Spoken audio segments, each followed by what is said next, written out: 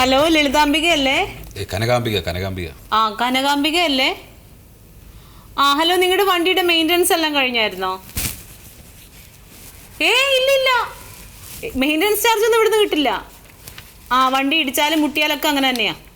ആ, അല്ല, ഇപ്പോൾ വണ്ടിയുടെ ഓട്ടം കുറവായതിന് ഞങ്ങൾ എന്ത് ചെയ്യാനാ? ഞങ്ങൾക്ക് കിട്ടുന്ന ഓട്ടം നിങ്ങൾക്ക് തരുന്നില്ലേ?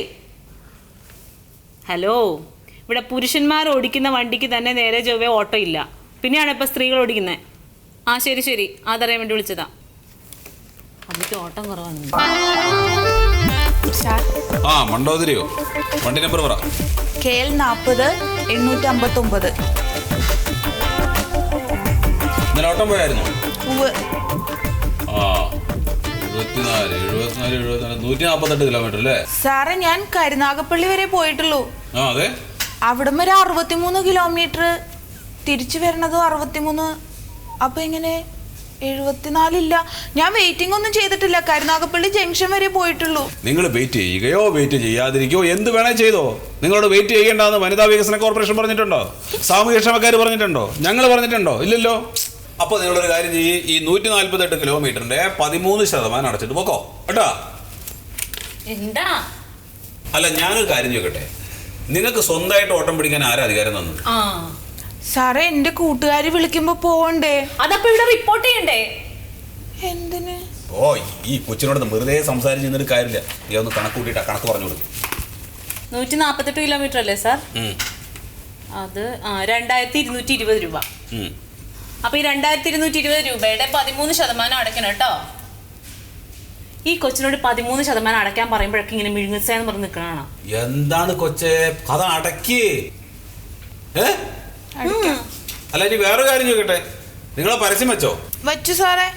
അതിന്റെ സ്റ്റിക്കർ ഉണ്ടാക്കിയതും പിന്നെ അത് ഒട്ടിച്ചതും ഒക്കെ കൂടി ഏതാണ്ട് 2000 ചില്ലാൻ രൂപയായി. സാറേ, ആ പൈസ എപ്പോ കിട്ടും? എന്റെ പൊന്നേ, അതെ, ഞങ്ങൾ 20,000 രൂപയ്ക്കാണ് ആ പരസ്യം പിടിച്ചത്.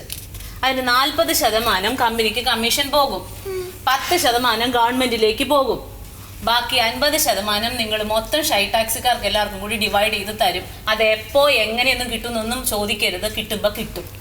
അപ്പൊ എനിക്ക് എത്ര രൂപ കിട്ടുമായിരിക്കും? എന്റെ കൊച്ചേ, നിങ്ങൾക്ക് എല്ലാവരും കൂടെ വീതിക്കുമ്പോൾ എത്ര ഉണ്ടെങ്കിൽ അത്ര കിട്ടും, തുല്യമായിട്ട് വീതിച്ചു തരും. സാറേ, അതിനു വേണ്ടിട്ട് ഏതാണ്ട് 2000 രൂപ ചെലവായി, ഞാൻ പറഞ്ഞില്ലേ? ഇനി വേറൊരു കാര്യം കൂടെ പറഞ്ഞേക്കാം. 6 മാസം കഴിയുമ്പോ പരസ്യം എടുത്ത് മാറ്റണം. അപ്പൊ വണ്ടിയുടെ പെയിന്റ് പോകും. ഞാൻ വണ്ടിയുടെ പെയിന്റ് അടിക്കാനുള്ള പൈസ ചോദിച്ചിട്ട് ഇങ്ങോട്ട് വരരുത്, കിട്ടൂല.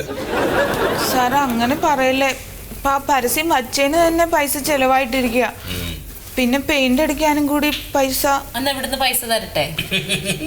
തരാൻ പറ്റുമെങ്കിൽ തന്നെ. എന്റെ ദൈവമേ, ഇവിടെ അങ്ങനെ പൈസ തരാൻ പറ്റില്ല. മെയിൻ്റനൻസ് എല്ലാം നിങ്ങൾ തന്നെ ചെയ്യണം. നിങ്ങൾ ആ വണ്ടിയുടെ ഓയിലൊക്കെ മാറ്റാറുണ്ടോ? സർവീസ് ചെയ്യണതോ? ചെയ്യാറുണ്ടോ? അത് സർവീസ് സ്റ്റേഷനിൽ കൊണ്ടുപോയി തന്നെ ചെയ്യണം. അല്ലാതെ പശുവിനെ കുളിപ്പിക്കുന്ന പോലെ വെള്ളം കോരി അതിന്റെ പുറത്തോട്ട് ഒഴിച്ചാൽ പോരാ. എന്നാ പൈസ അടച്ചിട്ട് പോയിക്കോ. പൈസ അടച്ചോ. എവിടെ? ഇവിടെ അല്ല, പുറത്ത്.